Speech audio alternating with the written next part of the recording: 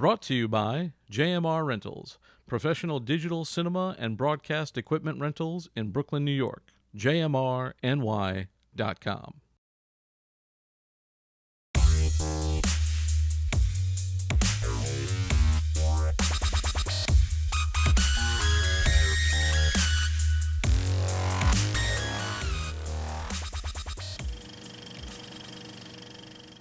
Hello and welcome to No Rest for the Weekend, where we go behind the scenes and talk to the creators of independent entertainment.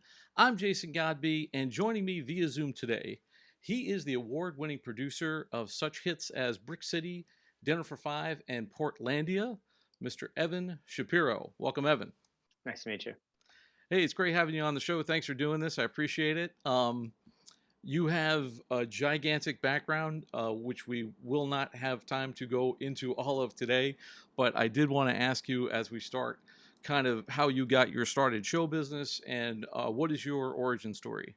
So I, like probably a lot of people in show business, started doing theater in high school. That's where I got the bug, as they say. But I was, a huge fan of television. I was kind of raised by the TV set. And I knew I always wanted to work in TV ever since I was a kid. And I dropped out of college, actually moved to New York to write and direct theater.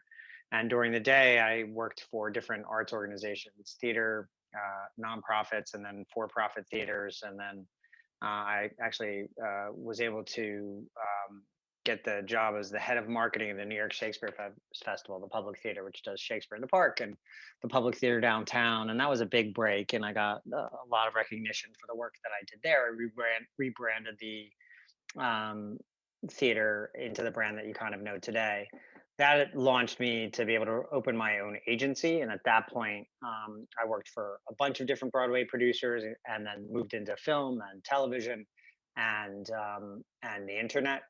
And then I was offered a job at Court TV by Henry Schleif. And I sold my agency, went there, and worked in television pretty much the rest of my career, if you include digital in that. Became head of marketing there, quickly became head of marketing of IFC. A couple months after becoming head of marketing of IFC, they made me general manager, at which point I was able to start producing film and television. While I was at IFC, I produced a film called This Film Is Not Yet Rated, which got a lot of attention. And then I moved heavily into comedy as a producer and as the runner of the network with Comedy Bang Bang, a show called Marin, Portlandia, and a bunch of other things as well.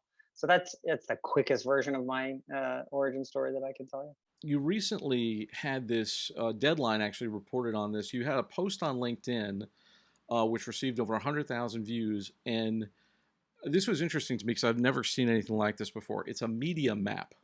Can you kind of break that down and explain what that is? And if you like, I can show it on screen for those who are watching. So in addition to producing and being an executive at companies and writing a good deal about the media, I teach at NYU in Fordham. I teach classes in the media and entertainment industry. And every year I try to frame the conversation around the ever-changing shape of the media universe. And there was a map that Recode was doing, but it was, just a small slice of the actual media universe. And so I decided to expand it into all of to keep the metaphor going, solar systems that are inside the media universe. Because you can talk about media, but if you only talk about television, then you're only talking about a small slice of it. And right now, when you talk about the media universe, if you don't talk about companies like Amazon and Apple and Alphabet, Facebook, Samsung, Microsoft, and then for the near future, Verizon, although they're about to sell their media properties, then you're only looking at a very small part of the story. And if you're not looking at an accurate map, it's very easy to get lost. So I did what is called data visualization. I took the market capitalizations and the user base of the companies inside the media ecosystem and sized all of the planets based on those criteria. And I think it's very useful to see the various parts of the universe and how they interplay with each other. People talk about media and entertainment, and oftentimes they don't talk about gaming, but gaming generates more revenue, 3 or 4 times more revenue on a yearly basis than the film industry does. Right now, I think it's really important to talk about audio. It's one of the fastest growing sectors of the media ecosystem. And then if you don't talk about the platforms, Samsung being the biggest one in the United States, but just this week and today or yesterday, it was announced that Roku was taking the YouTube app off their platform. Last year, Roku and Amazon Fire basically shut down the Peacock and HBO Max launches at launch because they refused to carry those apps on their platforms. There's a epic war, pardon the pun, between Epic, who creates Fortnite, and Apple right now. There's an epic war between Spotify and Apple right now over the App Store.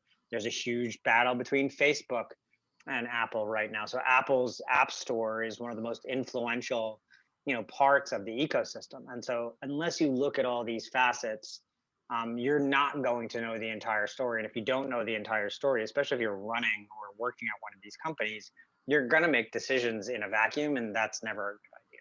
My first thought is looking at that, which I'm certain to some people it might seem a little bit overwhelming because there's a lot of information there.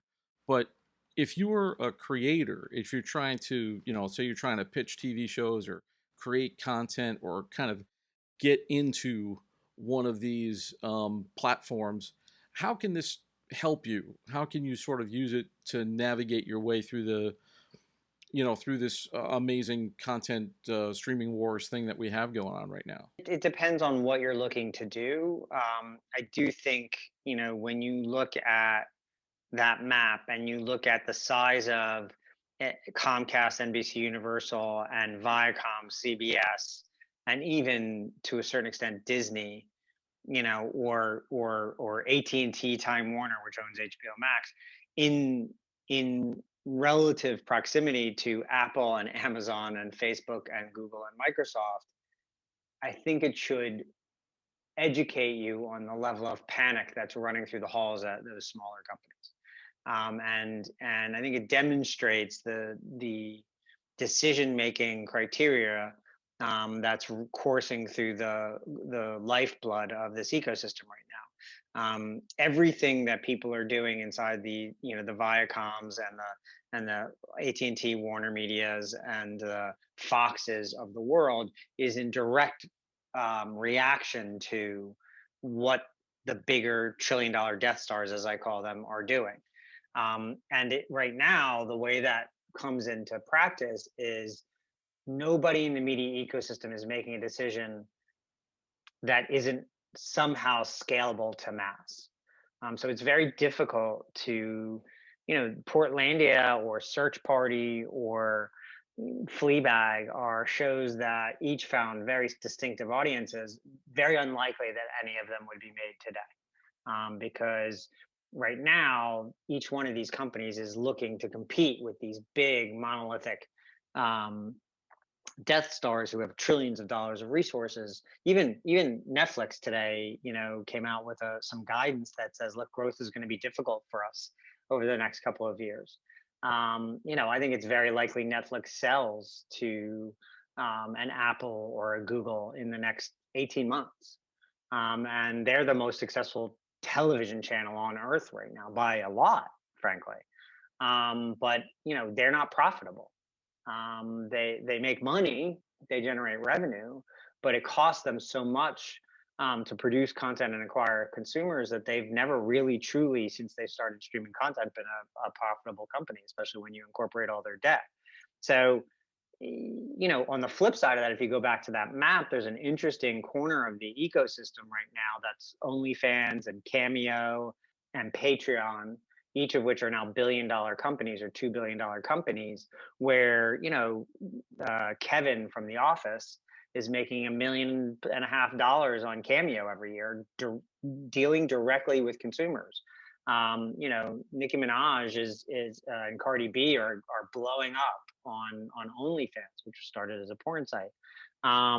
Patreon is generating six figures in revenue for certain podcasters without ever having to take an ad.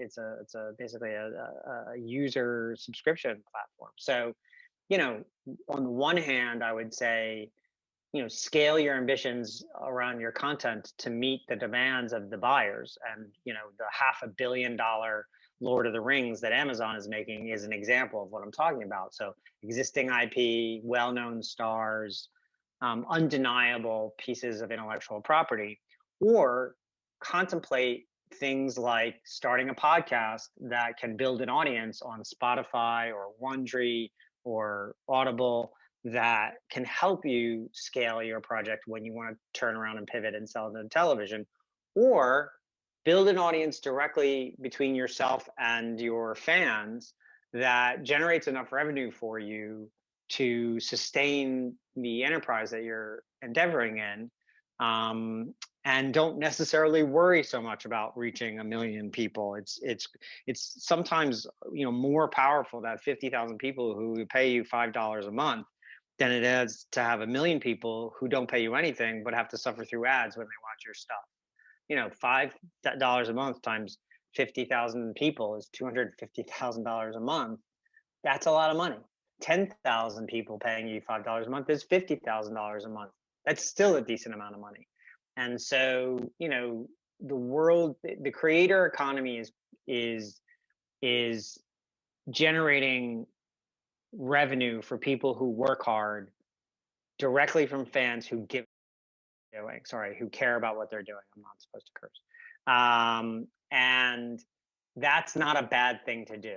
With content in the way the environment is right now, and these different platforms that are technically free to get onto, they're just so saturated now, and it's really hard to break through the noise when you're dealing with everything from professionally made content to like cat videos. What can somebody do to get noticed or break through the noise? I guess that's the internal question, and I don't know if anybody has the answer. But breaking through on a Patreon or getting a big, getting onto an Audible, or there's a lot of people who haven't really cracked that code yet, and I don't know if it's because they don't know how to hashtag right, or is the content isn't right, or is it just their particular niche that they decided to make content about is too saturated. Is there any advice on like breaking through that if you're a content creator? Pick a lane.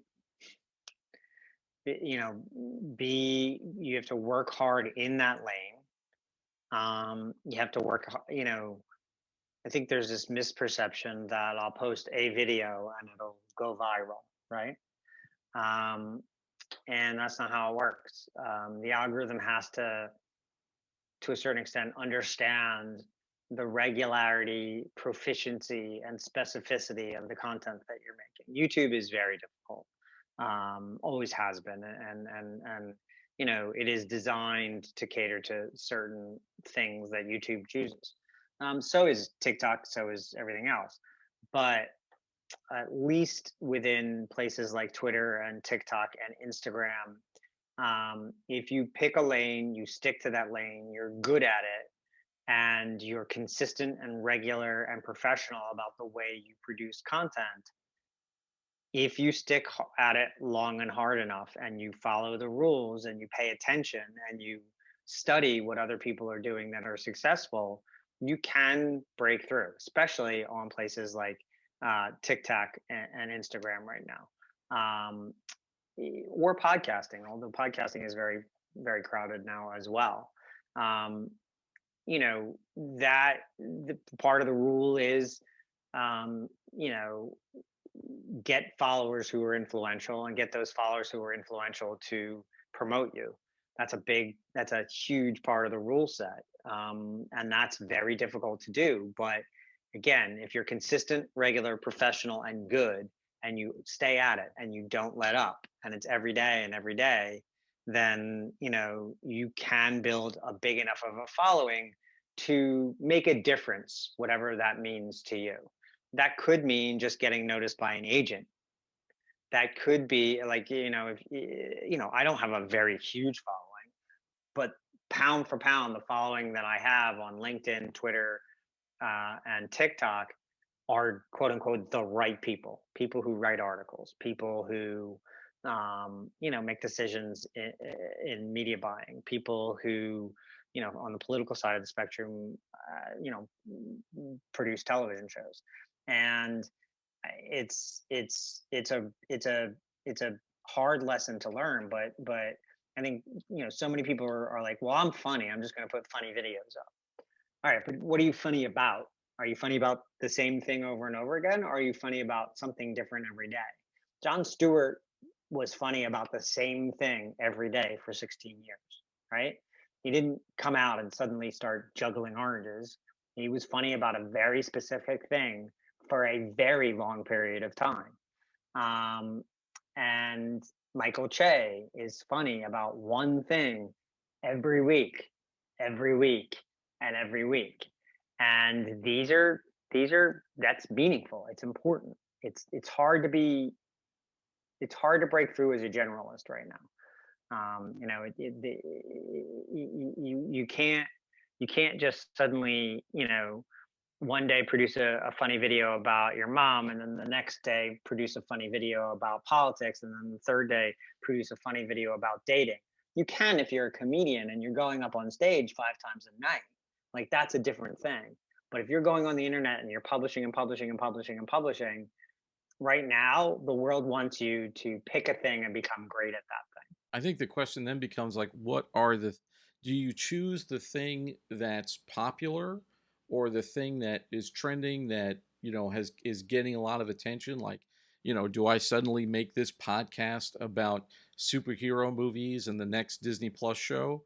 Or, do I keep piping away and talking to indie film people and, trying to get through the noise that way and speaking to indie creators and people who love indie content?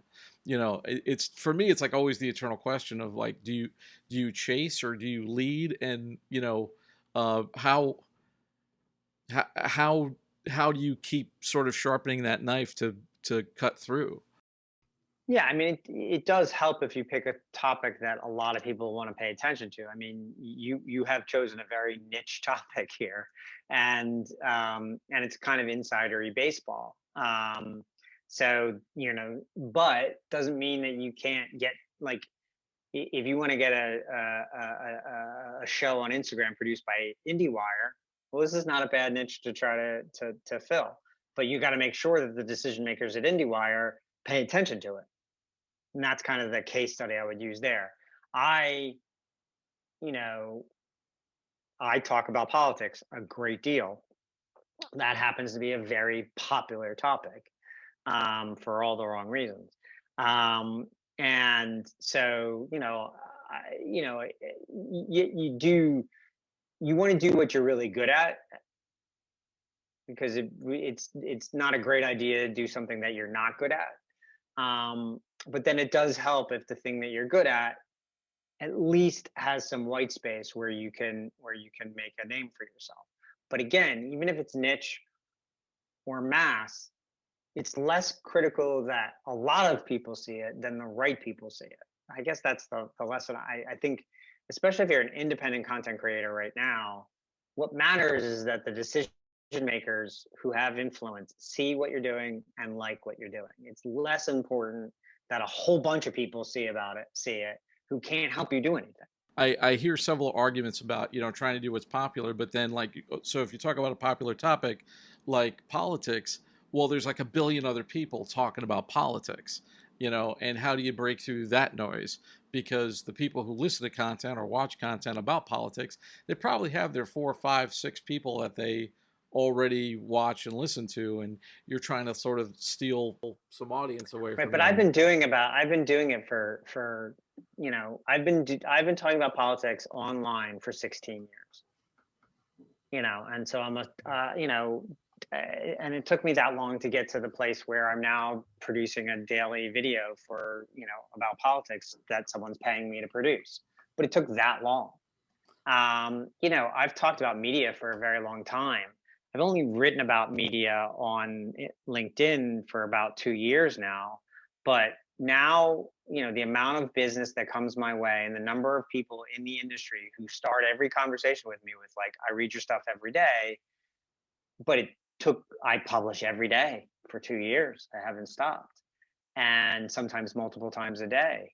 So, and within writing about media, I also, because I both fearless and stupid, I say the things about the media business that most other people are significantly too afraid to say on LinkedIn, which is how I get noticed. It's in one hand, I'm sure I've pissed people off. On the other hand, people read my stuff, they share it, gets passed along. That's how that media map blew up in the first place, is that there was always already a fertile ground there that people were paying attention to the things I said because the things I said were provocative. They happen to also be, and I mean this in the least braggy way I can. I predict things, and very often they come true, and so people return to it as a source of like, oh, I want to read this because I want to know what's going to happen next. And when I put that media map out, I had already built a decent following for myself. So when that map went out, it literally blew up. And that turned into a nice little niche for me. It's not a big niche. I'm not, Scott Galloway, but it helps me do what I need to do. Do you believe is there some kind of like a sixth sense for the zeitgeist that certain people have that produce the Mark Zuckerbergs of the world and the Gary V's of the world? Is there something, or is there some secret sauce there that's happening? No, I actually think I believe in the Malcolm Gladwell 10,000 hours of practice. Mark Zuckerberg was a genius about computers because when he was 8 years old, his parents bought him a computer when nobody else in the neighborhood had a computer. And the only reason I have a sense of what's going to happen in media is because I literally read every word that's written about the media every day. And I distill it into the parts of it that I like and that I appreciate and that I think I can have some kind of predictive influence over. So that's the other kind of part of it, is like, if you're a content producer and you want to get out ahead of the culture and create something that's going to be influential and paid attention to, you have to pay attention to the culture and know what is the next thing. What is, there's right now the fastest growing, for many, many, many, many, many years, the fastest growing year-on-year growth, fastest growing segment demographic in the United States was Latino Hispanic people, right? By far, for years, for decades. Right now, as a percentage of the population, growth, one of, if not the fastest growing segment of the demographic, it's still relatively small, is 2+, meaning I am more than one race. Well, that's going to be a thing. That's going to be a thing. People are going to be talking about that. So if you want to write comedy, or you want to write drama, or you want to make commentary about the world, those are the types of trends. Gen Z is the generation everybody likes to bash right now, even though it's nothing in the world is their fault. Everything in the world is their parents and their grandparents' fault. Generation Z is the most depressed generation ever. And there's many different reasons for it. One, the world is on fire. Look around us. The second thing is they're connected to these devices that they're addicted to because we gave them to them without teaching them how to use them. And they're also not regulated because we haven't created realistic regulation about tech in 30 years. And all of their friends are pretending to have a great time on Instagram and leaving them out when all their friends are actually depressed. And they use their Finsta to talk about their depression, but they use their Insta to pretend to be bright, shiny, happy people. That's something to write about. People are writing commentary about it, but I haven't, other than Euphoria and 13 Reasons Why, there hasn't been, there is no, do you remember the original Newhart where he played a therapist? Like, a Newhart about a child psychiatrist would probably be a very popular television show right now. I haven't heard of it, haven't seen it. But those are the types of things, like, if you really want to be an artist and you want to reflect society, you have to understand what society is trying to reflect. And so often I find that, that write what you know thing, which is not bad direction, but it just turns into navel gazing. And so every comedian writes a sitcom about being a comedian. And every chef wants to do a show about being a chef. And nobody wants another show about a comedian. Really, nobody wants one. There's too many of them. Nobody wants another cooking show. There's enough of them, and you're not Jamie Oliver. So you have to be if you're going to be a good independent content creator, you have to be a weather vane, and you have to not just reflect society, but you also have to help it predict itself. That is excellent advice. I want to move on because we're running out of time, but you have some projects coming up, and just give me kind of a brief overview of what have you come up with, what's coming out.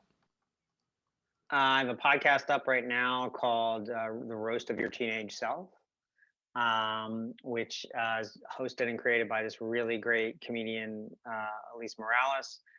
She interviews funny people about the stuff they went through in high school. And as different as we all thought we were all the same person to a certain extent. Bad hair, bad dates, bad clothes.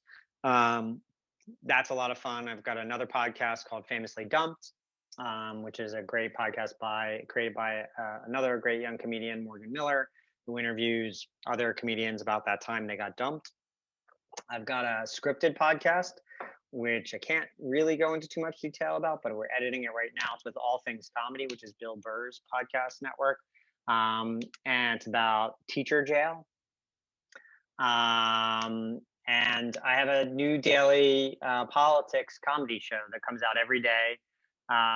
It's called Defeat Daily, and it takes down fascism and terrible people on a daily basis. It's in partnership with a great organization called Defeat by Tweet, and you can see it every day on their Twitter feed.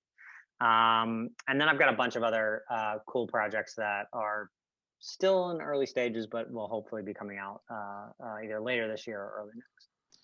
Fantastic. For people who want to follow you, what's the best place for them to do that? LinkedIn is a really good place. You can see my map on my LinkedIn profile there. I published there about the media every day. Twitter is eShap, just ESHAP. And TikTok is eShap TV. And that's all we got for you today. Thanks so much for taking this trip down the rabbit hole. For more of our content, including our movie reviews, visit our website, norestfortheweekendpodcast.com. Don't forget to like, rate, and subscribe on your favorite podcast app. Once again, I'd like to thank my guest, Evan Shapiro, and our sponsor, JMR Rentals. For Behind the Rabbit Productions, I'm Jason Godbey. Thanks for joining us. We'll see you next time.